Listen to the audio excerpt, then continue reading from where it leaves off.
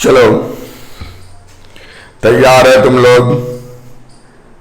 अच्छा, तो बाबू हम सॉल्यूशन पढ़ा रहे हैं। जब तक सॉल्यूशन खत्म ना होगा हमारा चैन नहीं मिलेगा, और जब तक खत्म करेंगे नहीं, जब तक हम वीडियो डालना छोड़ेंगे नहीं। तो एकदम आराम से बैठ के समझना है। और नॉर्मलिटी बता दिए थे, पीपीएम बता दिए थे, मोलालिटी बता दिए थे, ये सब बताए हुए हैं। अब आगे बताइए सर। तो अब कुछ टर्म चेंज होगा और रॉल्ट्स लॉ के तरफ की ओर हम लोग बढ़ेंगे। रॉल्ट्स साहब सॉल्यूशन के बारे में क्या कहे थे? तो रॉल्ट्स साहब सॉल्यूशन के बारे में कहे थे वेपर प्रेशर के बारे में। कौन प्रेशर के बारे में बोले थे? वेपर प्रेशर के बारे में। तो आज हम बाबू सबसे पहले पढ़ाएंगे वेपर प्रेशर।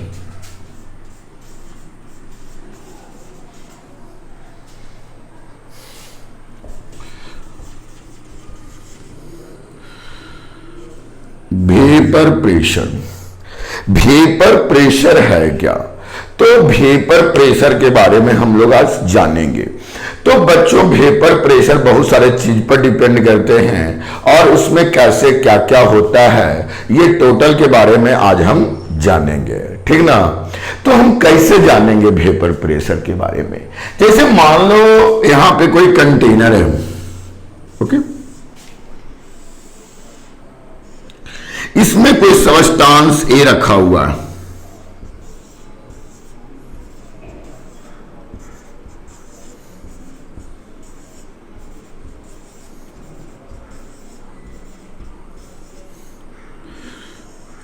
ई इसका ऊपर का लेयर है। बहुत सारे मॉलिक्यूल्स नीचे भी रहेंगे, बहुत सारे मॉलिक्यूल्स नीचे भी रहेंगे। तो जो ऊपर का लेयर होता है, जो ऊपर का, जैसे वाटर है तो बहुत सारा मॉलिक्यूल्स ऊपर है, बहुत सारा मॉलिक्यूल्स नीचे है। तो जो ऊपर का मॉलिक्यूल्स होता है उसको हम लोग बोलते हैं सरफेस मॉलिक्यूल्स। कौन सा मॉलिक्यूल्स बोलते हैं बाबू? Surface molecules. जो मॉलिक्यूल सबसे ऊपरी लेयर में होता है उसको हम कौन सा मॉलिक्यूल्स बोलते हैं बाबू? Surface molecules. अब उसके बाद सर जो नीचे वाला मॉलिक्यूल्स होता है, उसका निचला लेयर का मॉलिक्यूल्स होता है, उससे हम लोग बोलते हैं बल्क मॉलिक्यूल्स। बीएल के बल्क मॉलिक्यूल्स। सर हमेशा याद रखना है कि सर जो ऊपर का मॉलिक्यूल्स होता है उसे सरफेस मॉलिक्यूल्स कहते हैं, और जो नीचे का मॉलिक्यूल्स होता है सर उसे बल्क मॉलिक्यूल्स कहते हैं। ओके, तो सर आप ये बताइए कि ये सरफेस का मॉलिक्यूल्स है और ये कौन सा मॉलिक्यूल्स है? बल्क मॉलिक्यूल्स है। ये दो टर्म आपको याद होना चाहिए कि सर ऊपर वाला जो सरफेस है उसमें क्या है? सरफेस है, तो उसको हम लोग बोलेंगे सरफेस मॉलिक्यूल्स। अब ऊपर वाले के नीचे जितना भी होगा उसे हम कौन मॉलिक्यूल्स बोलेंगे? Bulk molecules. जैसे मान लो एक गिलास पानी भरा हुआ है, तो जो वाटर का ऊपर सरफेस होगा उसे बोलेंगे क्या? जैसे आधा गिलास में पानी भरा हुआ है तो ऊपर का सरफेस होगा, तो सरफेस होगा तो उस सरफेस पर जो पानी ऐसे करके रखा रहेगा तो उसे हम क्या बोलेंगे कि ऊपर वाला सरफेस को सरफेस मॉलिक्यूल्स, अब बाकी जितना नीचे है उसे क्या बोलेंगे? Bulk molecules. अब कहेंगे सर हर एक मॉलिक्यूल्स एक दूसरे को अट्रैक्शन फोर्स से लगाते हैं।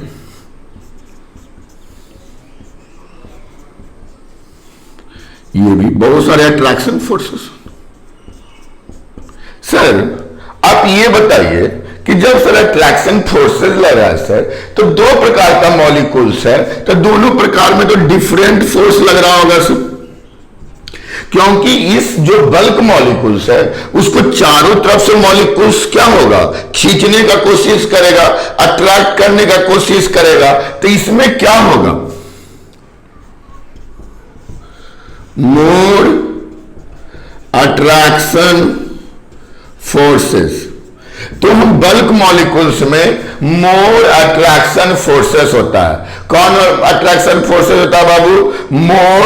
मोर अट्रैक्शन फोर्सेस ये होता है, या कह सकते हैं मोर फोर्स ऑफ अट्रैक्शन। इसको लिख सकते हैं मोर फोर्स ऑफ अट्रैक्शन। क्या लिख सकते हैं बाबू? More force of attraction. तो कहने का मतलब है कि सर बल्क मॉलिक्यूल्स में अट्रैक्शन फोर्सेस क्या होते हैं, ज्यादा होते हैं, लेकिन सरफेस में ऊपर में तो कोई मॉलिक्यूल्स है नहीं, तो उसको अट्रैक्ट कर नहीं रहा है, तो इसका क्या होता है, decrease force of attraction with respect to bulk molecules. bulk molecules के रिस्पेक्ट में इसका फोर्स क्या होता है बाबू, कम होता है, अट्रैक्शन फोर्स कम होता है। अब बात है सर काइनेटिक एनर्जी, तो जैसी ये ऊपर आया है तो इसमें कुछ ना कुछ क्या होगा, एनर्जी होगा, और इसको हीट करेंगे तो सबसे पहले वेपोरेट भी क्या होगा, ये वेपोरेट भी कौन होगा, ये वाला मॉलिक्यूल्स होगा, ये नहीं होगा, क्योंकि जो सरफेस में होगा वही वेपोरेट होगा, वही क्या होगा, इवेपोरेट होगा। मतलब सरफेस वाला मॉलिक्यूल्स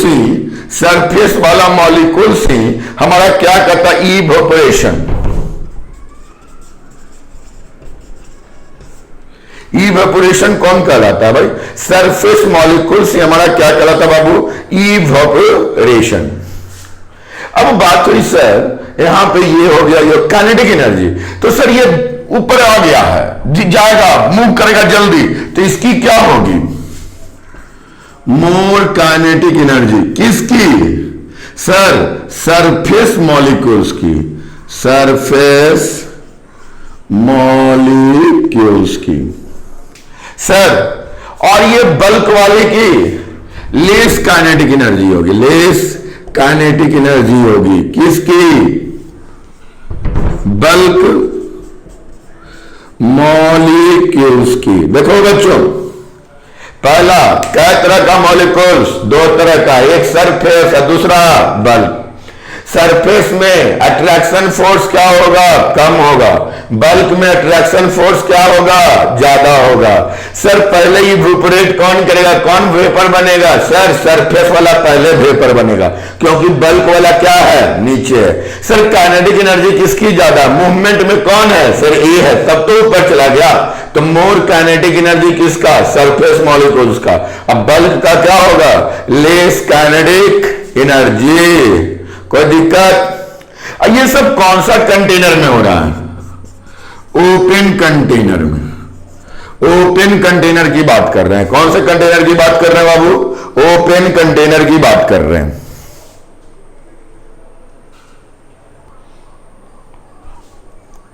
चलो अब हम बात करेंगे क्लोज कंटेनर की, क्लोज कंटेनर, क्लोज्ड कंटेनर की बात करेंगे।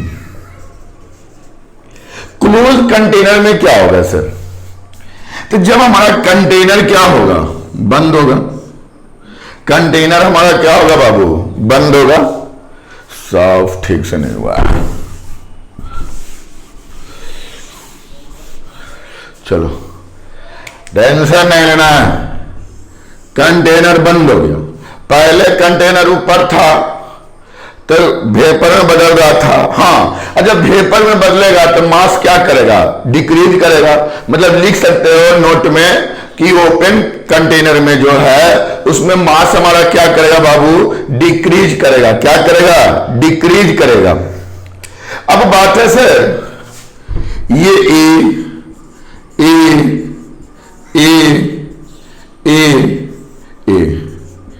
ए मान लो कोई लिक्विड है सर, ऊपर वाला लेयर जो हमारा है ये कौन है, सरफेस, और ये कौन है सर, बल्क। तो पहले ये वेपर में कन्वर्ट होगा, हाँ सर, जैसे वेपर में कन्वर्ट होगा, वेपर में कन्वर्ट होगा, ठीक ना, तो यह वेपर में होगा।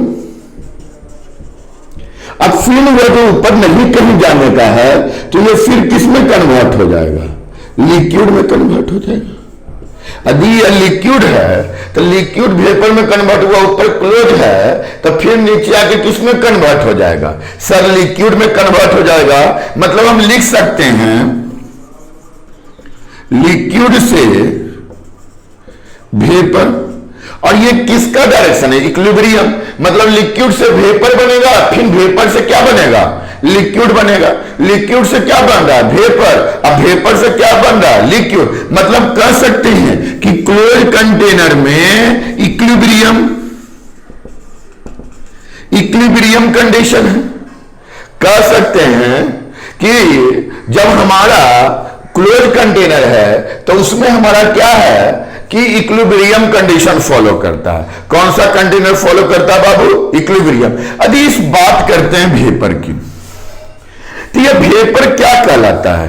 P not A. कौन नॉट ए बाबू? P not a.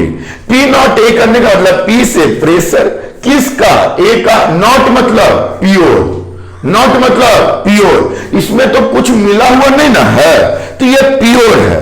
क्या है बाबू? प्योर है। तब प्योर है तो इसको हम लिख सकते हैं कि यह जो वेपर प्रेशर है, तो लिख सकते हैं vapour pressure of pure liquid. Vapour pressure of pure liquid A. मतलब हम पी नॉट ए के लिख सकते हैं vapour pressure of pure liquid A. यदि बी रहता तो P naught B, vapour pressure of pure liquid B. मतलब यदि कोई एक लिक्विड को जो है उसको हीट करने पर जो वेपर बनता है और उसका जो प्रेशर होता है वह प्योर कहलाता है, और उसको क्या चीज से डिनोट करते हैं? पी नॉट ए से डिनोट करते हैं। अब बात है कि सर वेपर प्रेशर हमारा कौन कौन से कंडीशन फैक्ट को जानता है, डिपेंड करता है।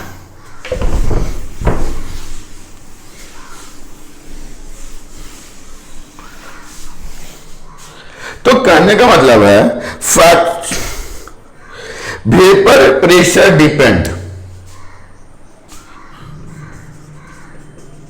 Of vapour pressure depend. कौन कौन से फैक्टर पर हमारा वेपर प्रेशर डिपेंड करता है? कौन कौन से फैक्टर पे हमारा वेपर प्रेशर डिपेंड करता है? तो पहला जो हमारा है, it does not depend, it does not depend shape and size। मतलब वह शेप और साइज पर डिपेंड नहीं करता। कंटेनर बना होगा पर यूनिट एरिया वही हो जाएगा, तो यह शेप और साइज पर डिपेंड नहीं करता है। दूसरा, it depend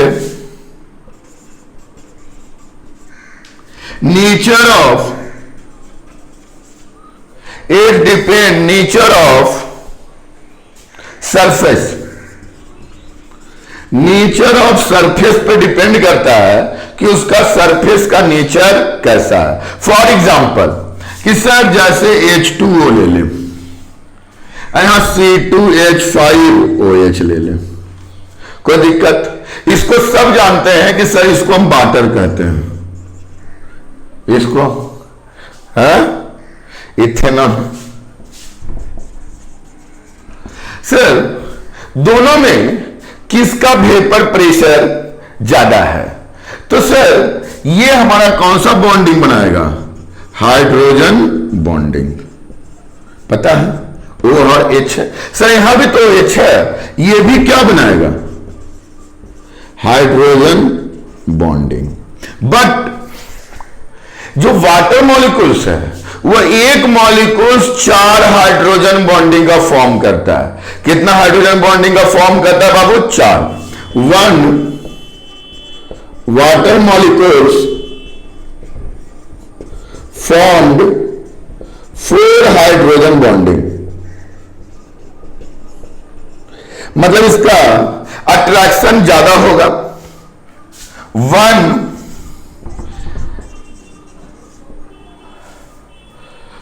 ethyl alcohol formed 1 hydrogen bonding. अब देखिए नेचर पे आ गया। सर ये भी वाटर, ये अल्कोहल, इसमें भी हाइड्रोजन बॉन्डिंग, इसमें भी हाइड्रोजन बॉन्डिंग। सर इसमें 1 वाटर मॉलिक्यूल्स में 4 हाइड्रोजन बॉन्डिंग, और इसमें 1 इथाइल अल्कोहल में हमारा कितना हो रहा है, 1 हाइड्रोजन बॉन्डिंग। तो सर इसका फोर्स ऑफ अट्रैक्शन ज्यादा होगा, इसका फोर्स ऑफ अट्रैक्शन ज्यादा होगा। तो बताइए वेपर प्रेशर ऑफ C2H5OH ज्यादा होगा vapour pressure of H2O। Okay, right, लिखिए, जल्दी लिखिए अभी।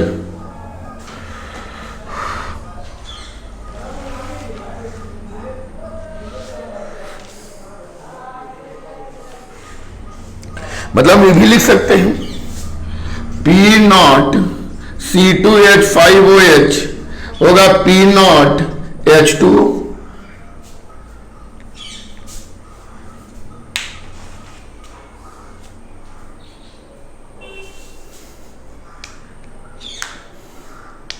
और एक फॉर्मूला भी लिख सकते हैं, vapour pressure directly proportional, inversely proportional force of attraction molecules, force of attraction molecules. जिसका फोर्स ऑफ अट्रैक्शन ज्यादा होगा उसका वेपर प्रेशर क्या होगा, कम होगा, और जिसका फोर्स ऑफ अट्रैक्शन कम होगा उसका वेपर प्रेशर क्या होगा, ज्यादा होगा। क्योंकि कौन प्रोपोर्शनल है, इनवर्सली प्रोपोर्शनल। कौन प्रोपोर्शनल है, इनवर्सली प्रोपोर्शनल। तो याद रखिए vapour pressure inversely proportional force of attraction. कौन of attraction, force of attraction. Okay, चलिए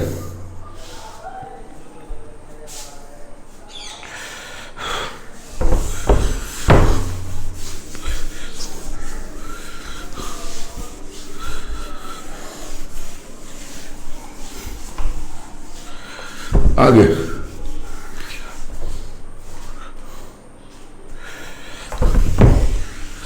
अब हम पढ़ा रहे हैं नेचर ऑफ सबस्टेंस।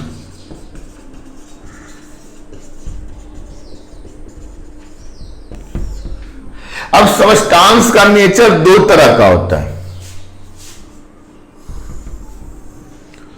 सबस्टेंस का नेचर कितने तरह का होता है बाबू, 2 तरह का। एक होता है वोलाटाइल, एक हमारा क्या होता है वोलाटाइल, और दूसरा हमारा होता है नॉन वोलाटाइल। हमेशा समझेगा बाबू, एक हमारा 2 तरह का सबस्टेंस होता है, कोई एक वोलाटाइल होता है और एक नॉन वोलाटाइल होता है। तो नॉन वोलाटाइल का मतलब हो गया, वोलाटाइल मतलब घुल जाना, नॉन वोलाटाइल मतलब नहीं घुलना, सीधा सीधी, उतना दिमाग नहीं लगाना है। तो वोलाटाइल करने का मतलब ये P0 does not equal to 1, मतलब इसका P जो होता है वह कभी भी, sorry, P does not equal to 0, मतलब इसका जो प्योर प्रेशर होता है वह कभी भी 0 नहीं होता है, क्योंकि कुछ ना कुछ उसका प्रेशर होता है। जैसे वोलाटाइल में H2O, C2H5OH, याद रखना एग्जाम में पूछेगा, C2OH5, C6H6, C6H6, बहुत सारा है, टॉलिन हो गया, C6H5CH3। तो ये सब हमारा कौन सा है बाबू, वोलाटाइल। कौन है बाबू, वोलाटाइल। नॉन वोलाटाइल का मतलब हो गया सॉलिड, सॉलिड, सॉलिड मतलब यह नॉन वोलाटाइल है। और यह P0 इक्वल टू क्या होता है भैया, 0। यह प्रेशर में क्या होता है, P0 इक्वल टू क्या होता है, 0। जैसे यूरिया, यूरिया, उसका ग्लूकोज, ग्लूकोज, उसका सुक्रोज, यूरिया है, ग्लूकोज है, सुक्रोज है। फार्मूला तो सबको पता है। यूरिया का फार्मूला बोलो क्या होगा, हाँ पता है तुम लोग को, NH2 CONH2, यूरिया का फॉर्मूला हो गया CH2NH2। तो ये सब आपको माइंड में रखना है कि कौन वोलेटाइल है और कौन वोलेटाइल नहीं है। तो अब हम बहुत सारे बात करेंगे इसके आगे, नेचर, वोलेटाइल और नॉन वोलेटाइल। देखो अब जो मेनली हमें पढ़ानी है वो हमें कौन सा लॉ है बाबू? Raoult's law, vapour pressure of solution, vapour pressure of solution. देखो 2 मिनट में मैं सिखाऊंगा, 2 मिनट में आप लोग सीख जाओगे, टेंशन नहीं लेना है। Vapour pressure of solution volatile liquid, volatile liquid. अभी हम किसकी बात कर रहे हैं बाबू? वोलेटाइल लिक्विड की बात कर रहे हैं। किसकी बात कर रहे हैं बाबू? वोलेटाइल लिक्विड के बारे में बात करेंगे। 2 मिनट में मैं इसको सिखाऊंगा, इट इज वेरी इंपॉर्टेंट, जिसे हम आगे रॉल्ट्स लॉ कहेंगे। कहने का मतलब है सर 2 कंटेनर है, चलिए ठीक है 2 कंटेनर ले लिए,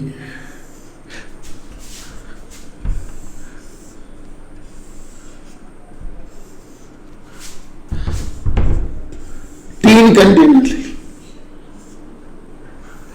सब क्लोज,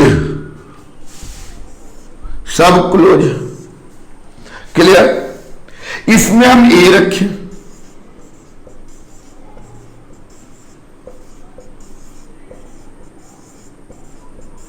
सर इसमें हम बी रखें,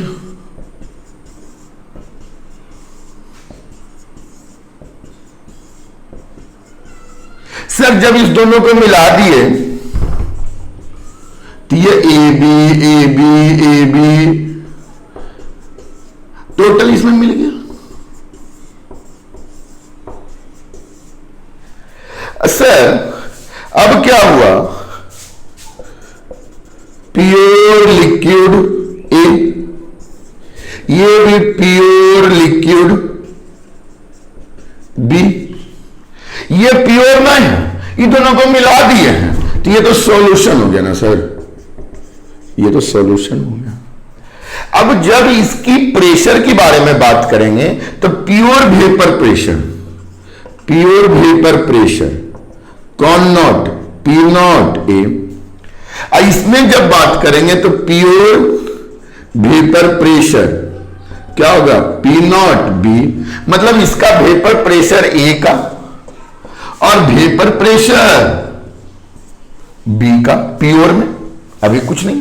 लेकिन जैसे हम मिला दिए तो क्या सर ये प्योर होगा? नहीं, अब यह प्योर नहीं होगा और इसे हम लोग कहते हैं पी ए और P B.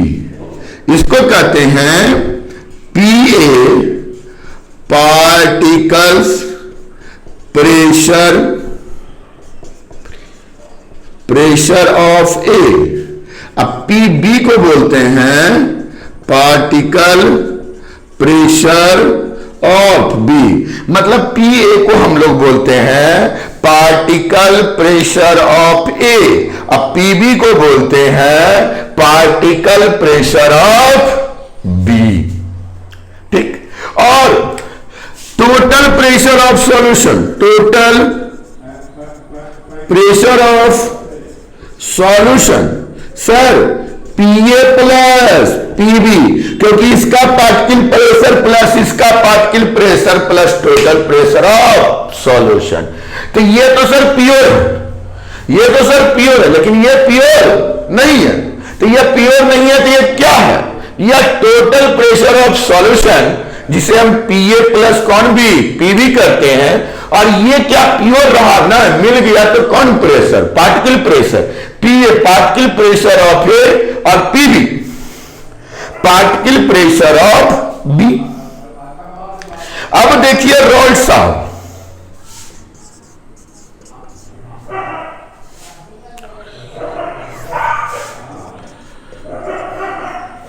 रॉल्ट्स law,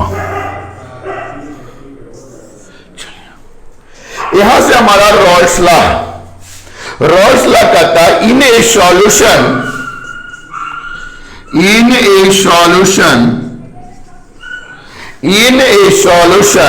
the particle vapour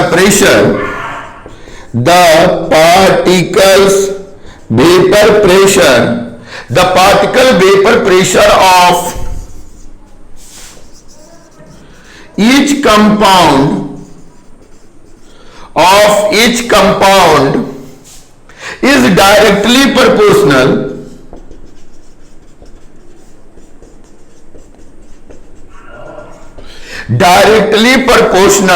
to mole fraction of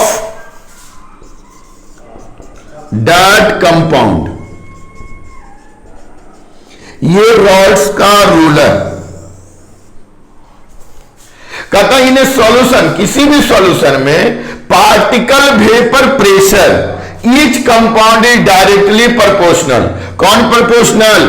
directly proportional. किसका? मोल फ्रैक्शन का। तो सर लिख सकते हैं पार्टिकल प्रेशर क्या है? पीए अकॉर्डिंग टू रॉल्स लॉ। इसका मोल फ्रैक्शन क्या मान लेंगे? XA, और इसका क्या हो जाएगा? XB। पिछला वीडियो में बता चुके हैं। तो डायरेक्टली प्रोपोर्शनल कौन है सर? XA।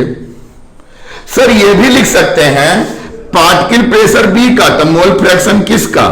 B का। सर डायरेक्टली प्रोपोर्शनल हटाते हैं, कांस्टेंट लगाते हैं, और यहां प्योर वेपर प्रेशर कांस्टेंट में है, तो हम लिख सकते हैं PA equal to P naught A क्या? X। कांस्टेंट लगाया, कांस्टेंट है नहीं, ये X यदि ये 0 होगा इसमें प्योर में, तो ये क्या हो जाएगा? 1। अब 1 हो जाएगा तो बात वही हो जाएगा, तो हम लोग क्या डाल दिए? P naught A। इसका क्या हो गया? PB equal to P naught B और कौन सी? XB। ये दो फॉर्मूला हमारा माइंड में आ गया। रॉल्स साहब के अकॉर्डिंग डायरेक्टली प्रोपोर्शनल होना चाहिए, और जैसे हटा दिए कांस्टेंट लगाएंगे, तो कांस्टेंट में मोल फ्रैक्शन हम जानते हैं XA plus XB equal to क्या होता है? 1। तब प्योर में ही 1 रह जाएगा, तो क्या हो जाएगा? P नॉट E हो जाएगा, सेम कांस्टेंट हो जाएगा। तो सर अभी हम PS की बात करें, टोटल प्रेशर ऑफ सॉल्यूशन, तो PS इक्वल टू क्या हो जाएगा? PA plus PB। अब PS इक्वल टू लिख सकते हैं P naught A XA plus P not पे हैक्स पे। देखिए ये हमारा फॉर्मूला आ गया। हम कुछ भी निकाल सकते हैं। हम रॉल्स साहब को याद रखिए, हम माइंड में फॉर्मूला याद रखिए। PA equal to P naught A into XA, PB equal to P naught B into X पे, है ना? तो PS equal to PA plus PB। अब बच्चों इस पर क्वेश्चन करते हैं।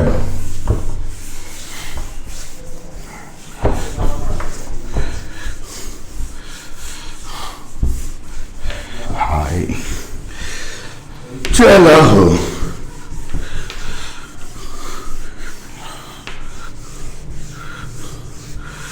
समझ गया हुआ तुम लोग? क्वेश्चन से भी समझना, सांप से मिटाओ भाई, सांप से। 1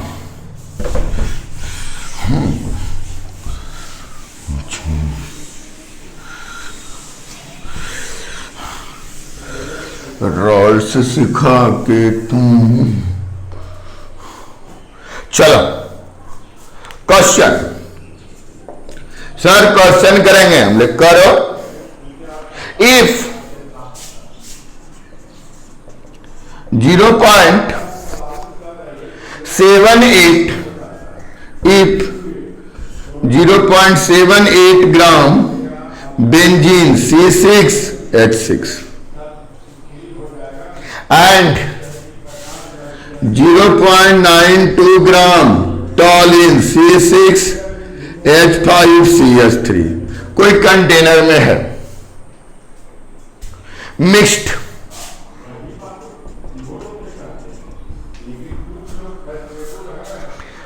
pure C6H6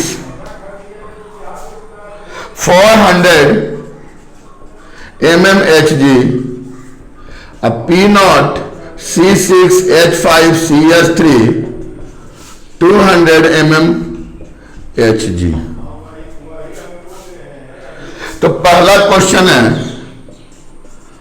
particles pressure of C6H6 and C6H5CH3, मतलब बेंजीन और टॉलिन का पार्टिकल प्रेशर क्या होगा।